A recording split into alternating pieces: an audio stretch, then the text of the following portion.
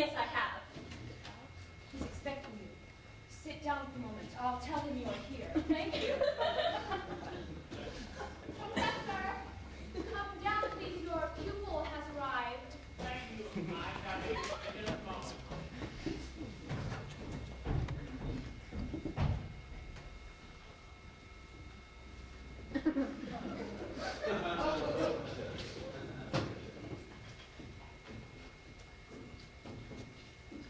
Good morning, miss.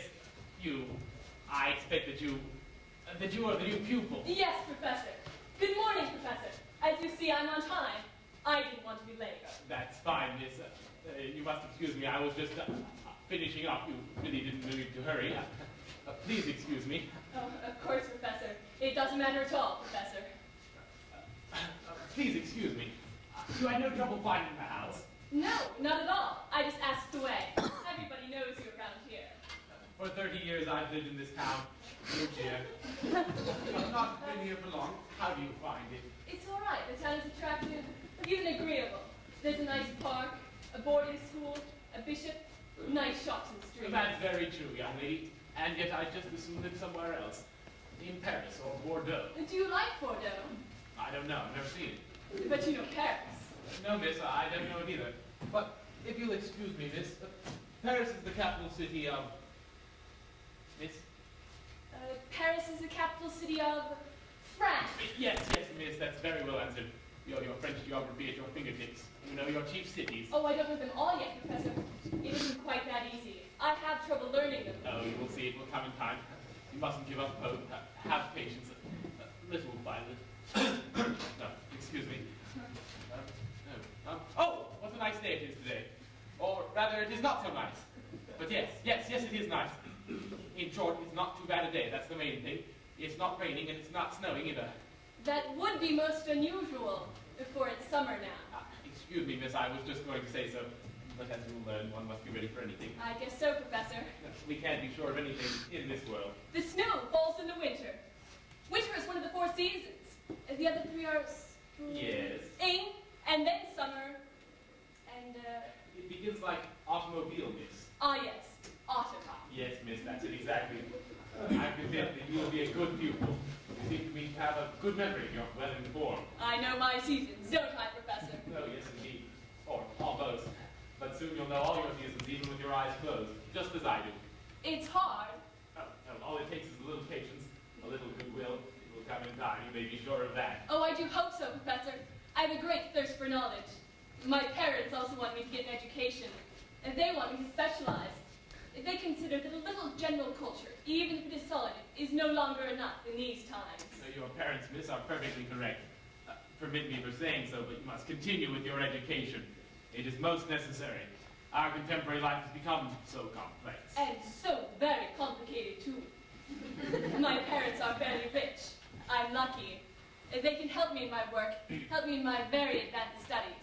And you wish to qualify for? Just as soon as possible, for the first doctor's orals. They're in 3 weeks' time. You already have your high school diploma, if you'll pardon the question. Yes, Professor. I have my science diploma and my arts diploma, too. Ah, you're very far advanced. Even perhaps too far advanced for your age. And which diploma did you wish to qualify for? In the physical sciences or the moral philosophy? My parents are very much hoping, if you think that it will be possible in such a short time, they very much hope that I can qualify for the total doctorate. The total doctorate? You have great courage, miss. I congratulate you warmly. We will try in any case to do our best, but you already know so much and at so young an age. Oh, Professor. Then I do think we ought to get to work. We have scarcely any time to lose. Oh, but of course, Professor. Certainly I ask nothing better. Then if you will, please sit down there. Will you permit me to sit down opposite you, that is, if you have no objection? Oh, of course, Professor, please do. Good. Now then, you brought your books and notebooks. Oh, yes, Professor. Certainly I've brought all that we'll need. Oh, good. Then, if it doesn't bore you, shall we begin? Yes, Professor. I'm at your disposal. At my disposal? Oh no, young lady, I assure you, it is I who am at your disposal. I'm only your humble servant. Oh, Professor. If you will, now, I will begin by making a brief examination of your knowledge, so that we may chart our future course. Good. How is your perception of plurality? It's rather vague. Confused. Good. We shall see. Now, would you like to do a little arithmetic? That is, if you want to. Oh, yes, Professor. I ask nothing better. It is rather a new science, or probably speaking. It is more a method than a science. And yet it is also a therapy. Can you finish, Marie? Yes, Professor, I found the plate. Well, I'm just going. Well, hurry up then. Get along to the kitchen. Go away, go away. Yes, Professor. Excuse me, Professor. But take care. I urge you to remain calm. You're being ridiculous, Marie. That's what you always say. I will not stand for your insinuations. I know perfectly well how to comport myself. I'm old enough for that. Precisely, Professor. But you will do better not to start the young lady on arithmetic. Arithmetic is tiring, exhausting. Not at my age. And anyhow, what business is of yours? This is not your concern. This is my department.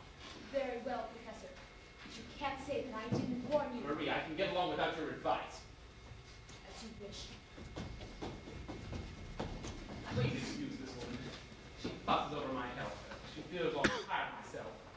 Oh, that's quite all right, Professor. It shows that she's very devoted. She loves you very much. Good servants are rare. She exaggerates. Her fears are stupid. But let us return to our arithmetical knitting. I'm following you, Professor. Without leaving your seat. Like you, Professor. Good. Let us arithmetize a little now. Yes, gladly, Professor.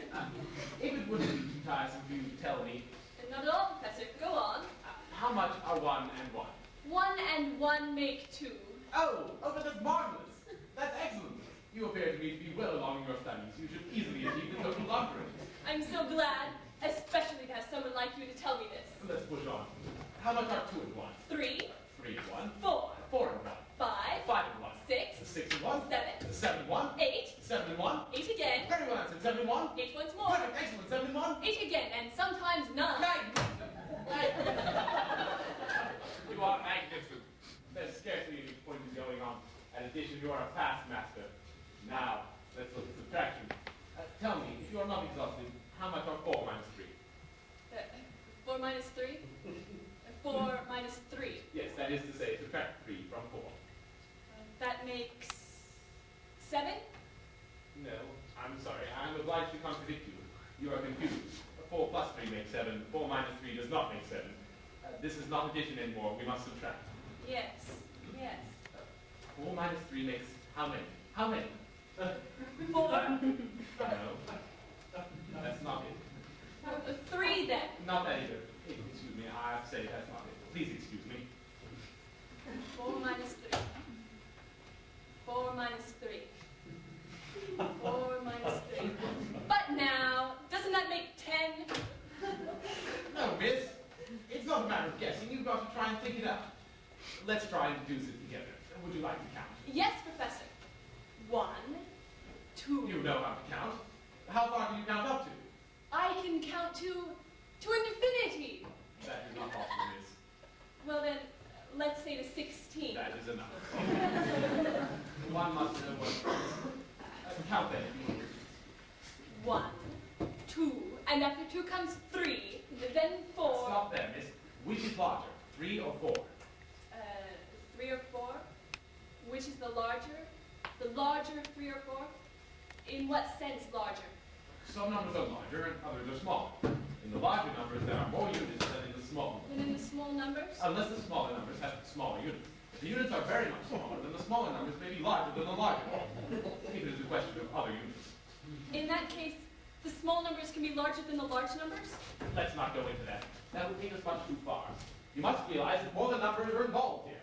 There are also magnitudes, totals, heaps, groups, and groups of such things as prune pits, plums, geese, trunks, etc. To facilitate our work, let's merely suppose that we have only equal units. Thus, the larger numbers will be those that have the most units. The one that has the most is the biggest? Oh, I understand, Professor. You are identifying quality with quantity. But that is too theoretical. It's too theoretical. Let us take an example and reason from a definite case. You have the number 3 and the number 4, and each has always the same number of units. Which will be the larger number, the smaller or the larger? Excuse me, Professor, but what do you mean by the larger number? Is it the one that is not so small as the other? Yes, that's it. Exactly. You've understood me very well. Then it is 4. What is 4, larger or smaller than 3? Smaller. No, larger. Yes. Now then, miss, how many units are there between 4 and 3? Or between 3 and 4, if we prefer? There aren't any units, Professor, between 3 and 4. 4 comes immediately after 3. There is nothing at all between 3 and 4. No, miss. You've not understood me. I've not made myself sufficiently clear. No doubt it is my fault. No, Professor, it's my fault. Look here, miss.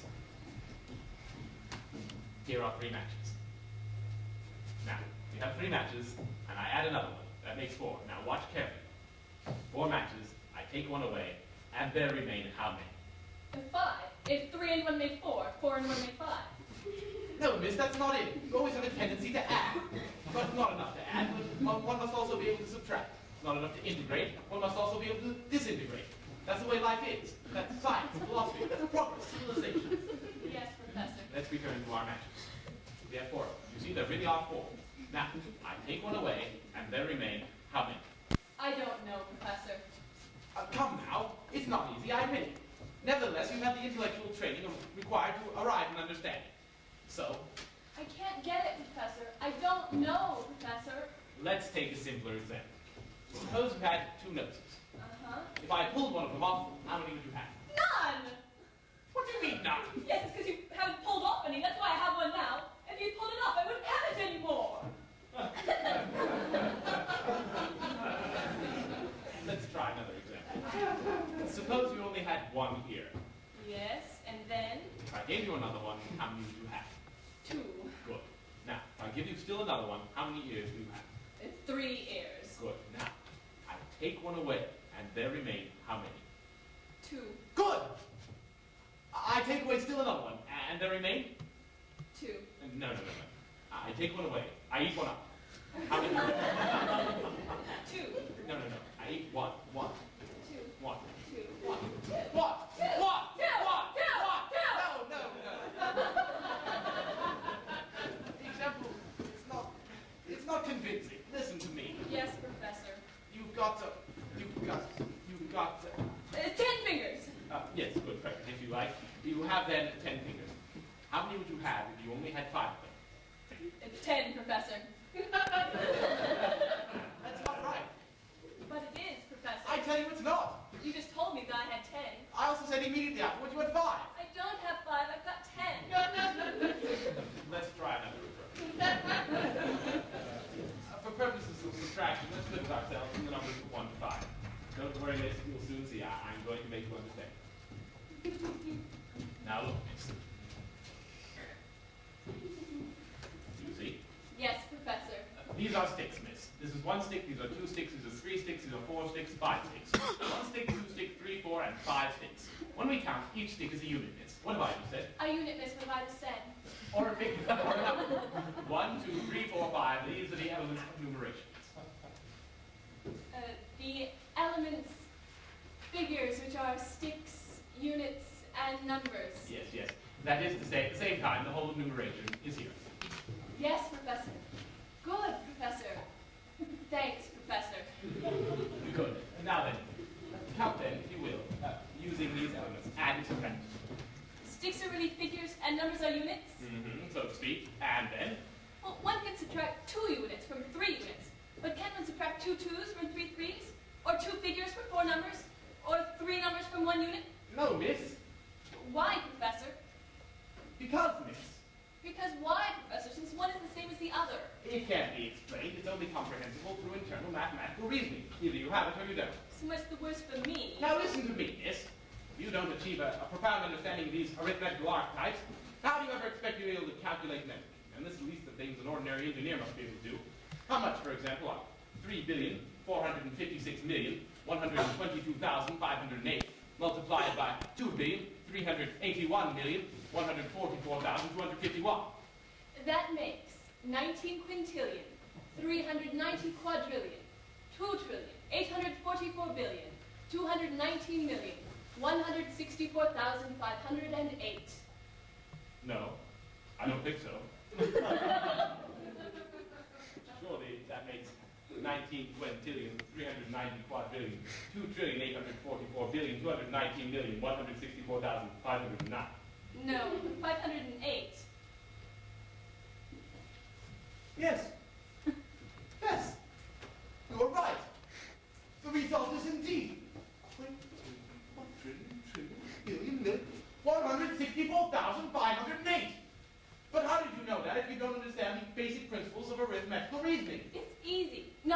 rely on my reasoning. I've memorized all the products of all possible multiplications. That's pretty good. However, permit me to say, it doesn't satisfy me, and it won't do in the least. In arithmetic, the thing that counts, for in arithmetic it's always necessary to count, the thing that counts is above all understanding. It's by internal mathematical reasoning, simultaneously inductive and deductive, that you should arrive at this result, as well as any other result. Mathematics is a sworn enemy of reason, which is excellent otherwise. It's disastrous mathematically speaking. That's why I'm not happy with this. It won't do at all. It won't do. No, Professor. Let's leave this for the moment and go on to another exercise. Yes, Professor. It is unfortunate you're not further along your study of specialized mathematics. I hear that you will not be able to qualify for the total doctor's orals. Professor, Yes. Unless you... Look here, Marie. Why are you bothering me? Go back to the kitchen, to your pots and pans. Go away, go away. I will try to prepare you nonetheless for the partial doctor's orals. Professor. Now leave me alone. What is the meaning of this? I must therefore teach you if you really do insist on achieving the partial doctorate. Yes, Professor. The elements of linguistics and of comparative philology. No, Professor, no, you mustn't do that. Marie, you're going too far. Professor, especially not philology. Philology leads to calamity. To calamity? That's hard to believe. That's enough now. Get out of here. Fine, Professor, but you can't say that I didn't warn you. Philology leads to calamity. I'm an adult, Marie. Yes, Professor. As you wish. Let's continue this. Yes, Professor. I want you to listen with the greatest possible attention to the lecture which I have prepared. Yes, Professor. Thanks to which, in 15 minutes' time, you'll gain fundamental understanding of the classical elements of linguistics and the comparative philology of the Neo-Spanish languages. Yes, Professor. Oh, good! Quiet! What do you mean by that? I'm sorry, Professor. Keep quiet. Now then, Miss.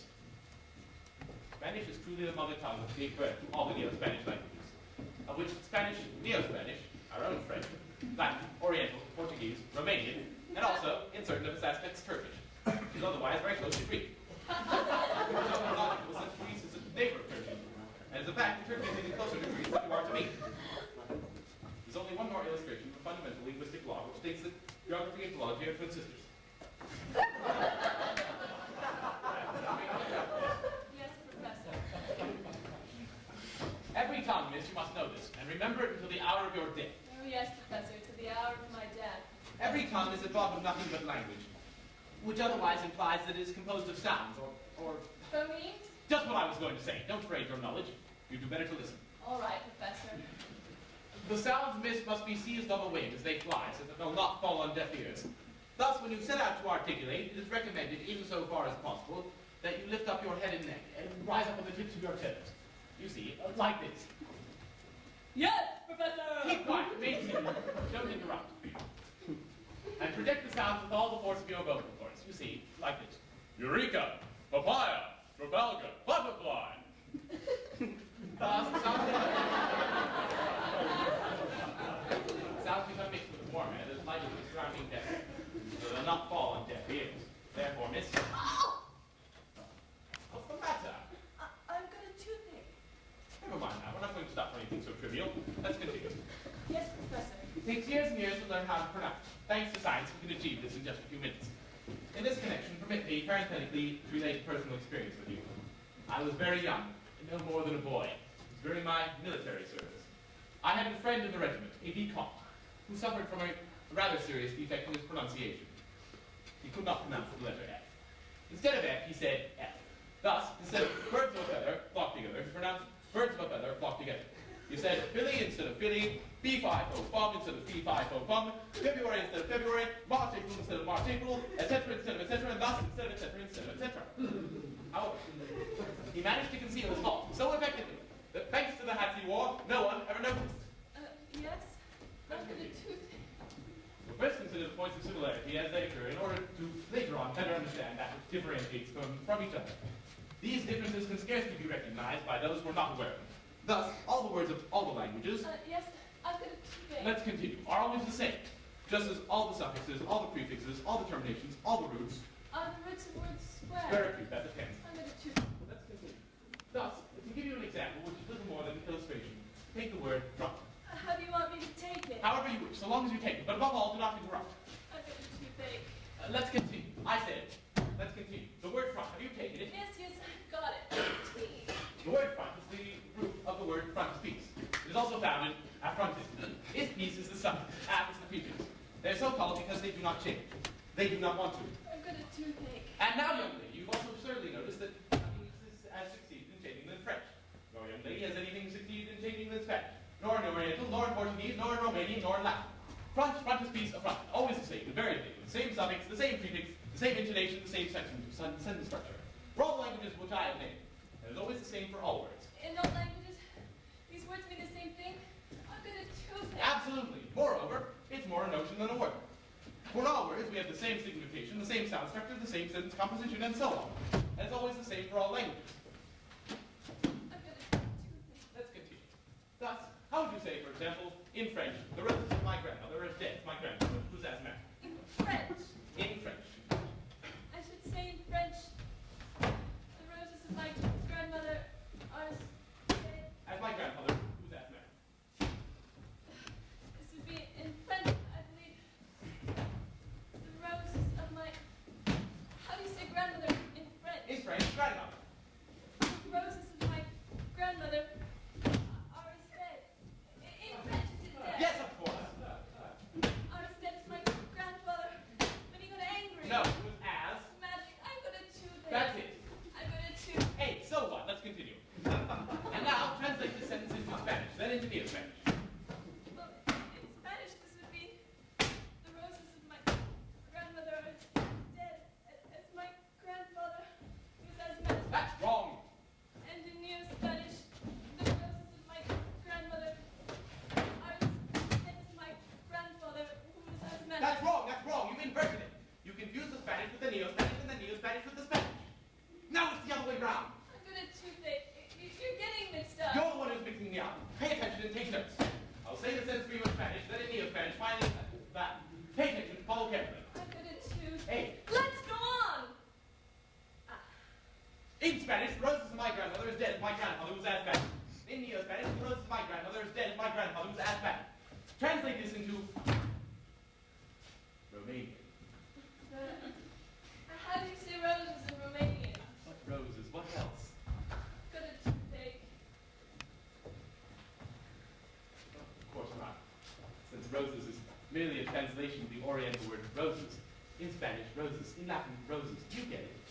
Excuse me, Professor. Oh, my toothache. I don't get the difference. But it's so simple! It's merely a matter of having a certain experience, a certain technical experience in these diverse languages. They're so diverse that in spite of the fact that they present identical characteristics. I'm going to try and give you a key. Toothache. That which differentiates these words is neither the words, which are always the same, nor the sentence structure, which is everywhere the same, nor the rhythm of the language, which is always the same, nor the intonation, which does not offer any differences.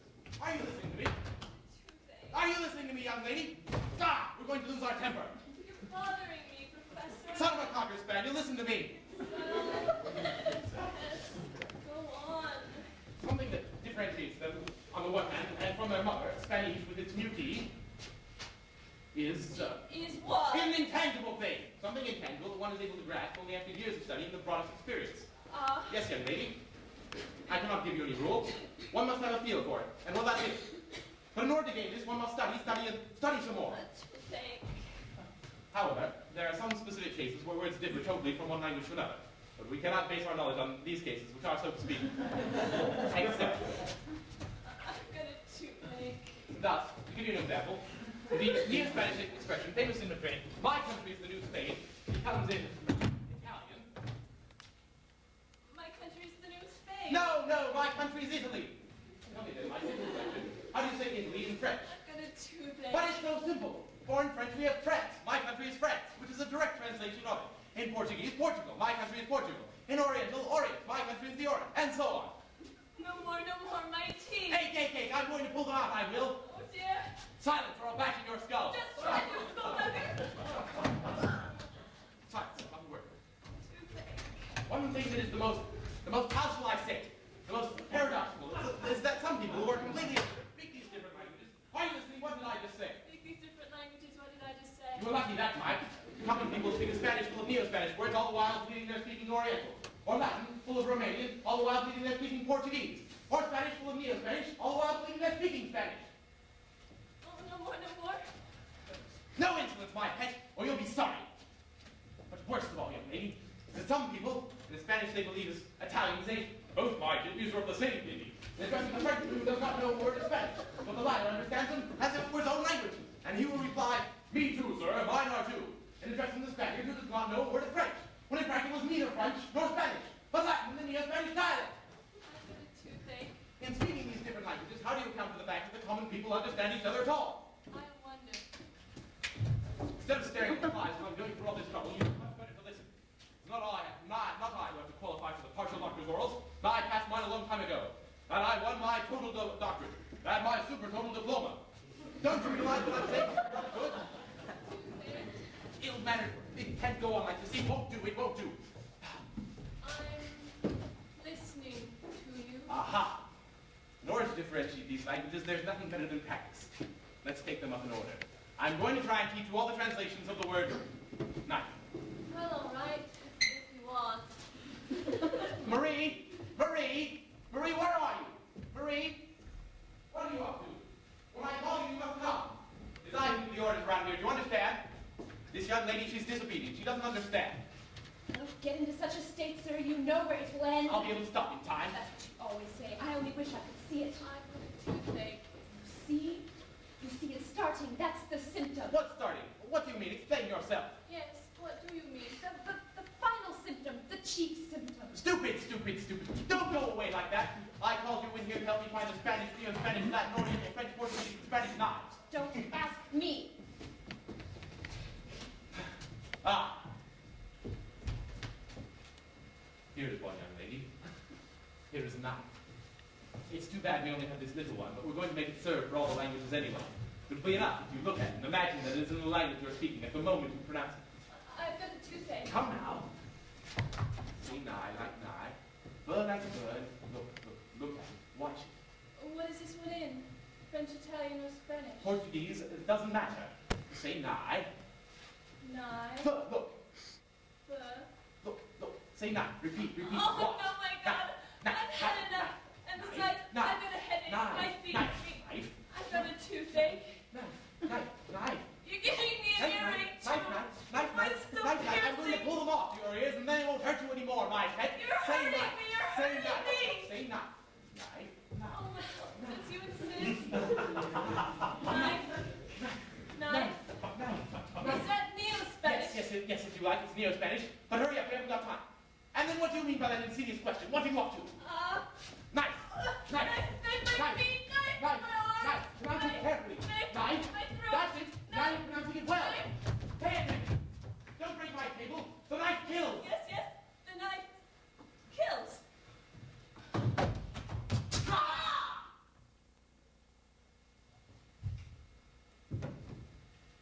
That'll teach you. That does me good. Oh dear. I'm exhausted. I can scarcely breathe. Oh dear. Young lady, get up. You can go now. The lesson is over. You can pay another time. Oh dear. She's dead. She is dead. And by my knife, she is dead. Oh dear, I'm going to be in trouble. Marie! I need you, Marie, come here. Marie! No, I made a mistake. I don't need you, Marie. You understand, I don't need you. Then you're satisfied with your pupil? She's profited by your lesson. Oh yes, Marie, the lesson is over. But she's still here. She doesn't want to leave. Is that a fact? It wasn't I, my little Marie. It wasn't I. Who was it then? Was it me? I don't know, maybe. I don't know, that's possible. And every day the same thing. Today makes this the 40th time. At your age, you should be ashamed. You won't have any pupils left. That will serve you right. It wasn't my fault. She was disobedient. She didn't want to learn. Liar. I'm sorry. You murderer. You're disgusting. You wanted to do that to me? I am not one of your pupils, not me. the knife back where it belongs. Didn't I warn you just a little while ago? Arithmetic leads to philology, and philology leads to crime. You said to calamity. It's the same thing. I didn't understand you. I thought that calamity was a city, and that you meant that arithmetic led to the city of calamity. Liar. Old fox. An intellectual like you is not going to make a mistake in the meaning of words. Don't try to pull the wool over my eyes. I didn't kill her on purpose. Are you sorry at least? Oh yes, Marie, I swear to you. Oh, I can't help feeling sorry for you. You're a good boy in spite of everything. But don't start this up again. It could give you a heart attack. Oh yes, Marie. Thank you. What are we going to do with her? We're going to bury her, along with 39 others. That will make 40 copies. I'll call the undertakers and proper address. I'll order the wreaths. Oh yes, Marie. Well, that's that. The least you could do is help me cover her up. In any case, don't spend too much on the wreath. She didn't pay for her lesson. Don't worry so much. There's a chance we'll get pinched, don't you think? With 40 coffins? People will ask what's inside them. You worry far, far too much, Professor. We'll just say they're empty. People are used to it. They won't ask questions. Even so. Come on. Oh, be careful, Marie. We don't want to hurt her.